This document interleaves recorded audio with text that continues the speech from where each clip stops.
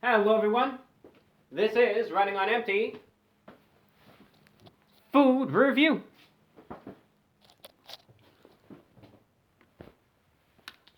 Thanksgiving blowout. Well, hello ladies and gentlemen, everyone watching, happy Thanksgiving. Thanksgiving Day, or Thanksgiving evening it is.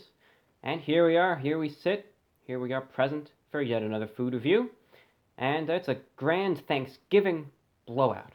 And speaking of all things grand, we're here with a new item from McDonald's. Now, it is not nationally released yet. It is being released in several states now, and in January it will be released nationwide. But speaking of grand, today's review is for the Grand Mac from McDonald's. That's right, it's the Grand Mac. If you are curious, yes it is. It's based off of the Big Mac.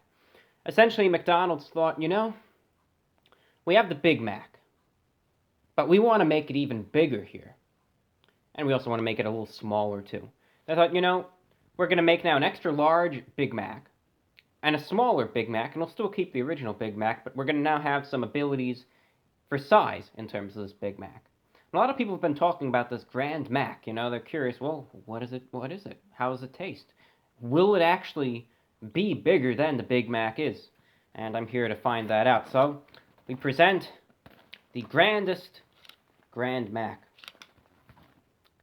You're going to need 2 hands, it says, and you sure are. Most humans are actually born with only 1 hand, so that sometimes does present a problem. Sometimes you need to get a friend actually to hold it and help you eat it, but, that's their approach, and I respect that. But you are going to need 2 hands for a sandwich like this, apparently.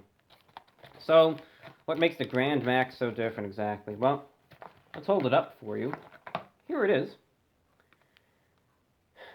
Perhaps from a glance, you may not necessarily be immediately compelled to say, wow, this is huge. That's humongous. You might not really be able to say that. You can see already it is a little bit of a messier sandwich. That's understandable, of course. If it has more stuff, well, then it should be. So what exactly does this come with? Well, it comes with extra beef, extra portions of beef. I think 25 to even 50% more beef. Also comes with an extra slice of cheese. That's right, a whole extra slice of cheese. Also comes with extra secret sauce, because it's such a well-kept secret. Nobody in the world knows exactly what this secret sauce is. Also a bigger bun, so pretty much they supersized everything and gave it to you.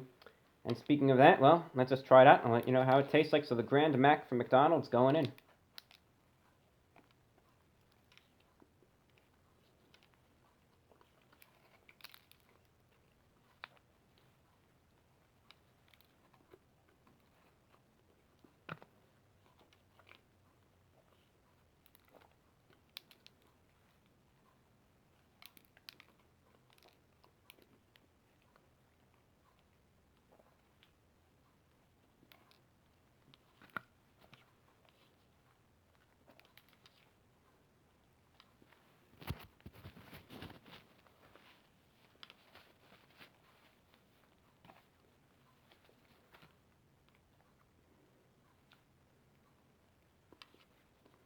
And one more bite.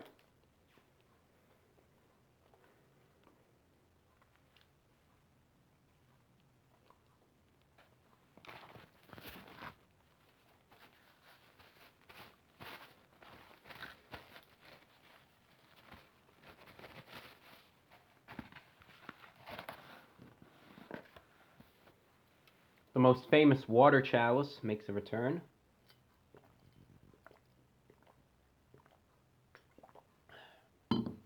Thanksgiving blowout.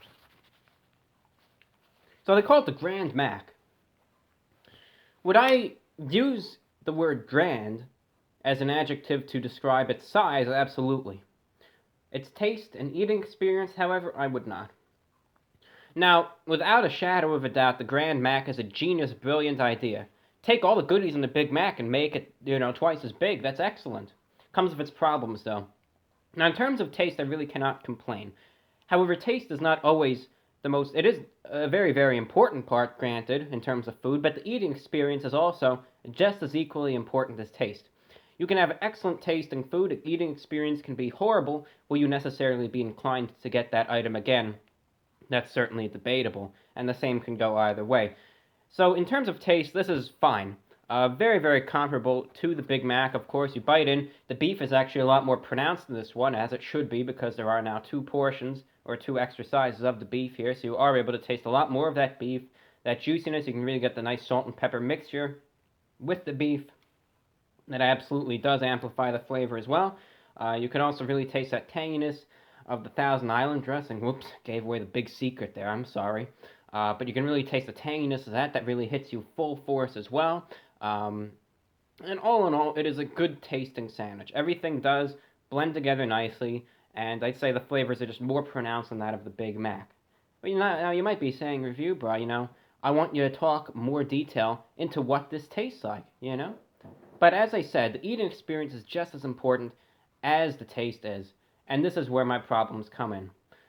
You see, just because increasing all the ingredients sounds like a good idea, sometimes if it's not applied correctly, that definitely causes a slew of problems as well, and that's what you're going to get here.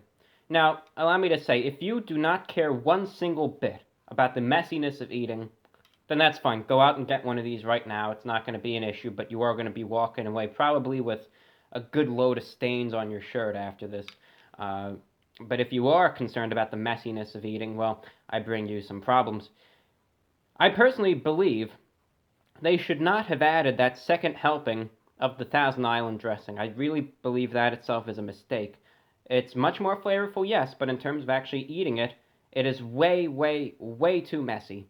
Extremely messy. You're going to have it dripping everywhere. When you hold it up, it's going to be dripping everywhere. When you eat it, it's going to be dripping everywhere. If you thought the original Big Mac was messy and you always get frustrated by that silly middle bun always sliding out, this is going to be 10 times worse. You're not even going to really be able to hold on to the top bun and that top beef patty.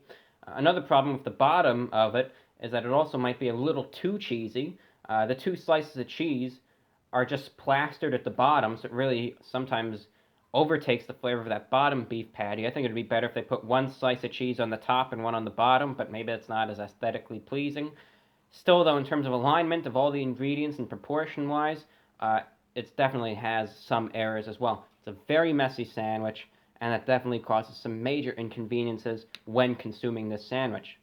Now, personally, I think don't really need to taste much in terms of actually what the ingredients themselves taste like, but in terms of the portion sizes, they do need to change a few things.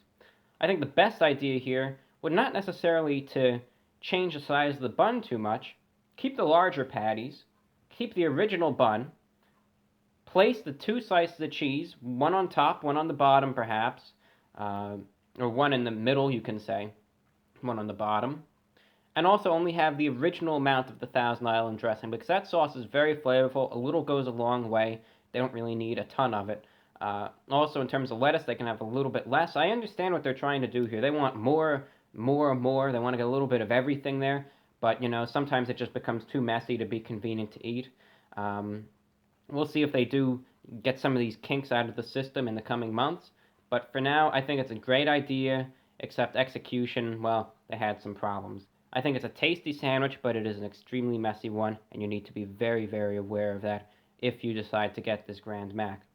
Now, they also have the Mac Jr., which I will be reviewing soon, and we'll see if there's any differences, if any, in terms of that. We'll find out. We certainly will. Price-wise, the Grand Mac was around $4, between $4 and $5 for this.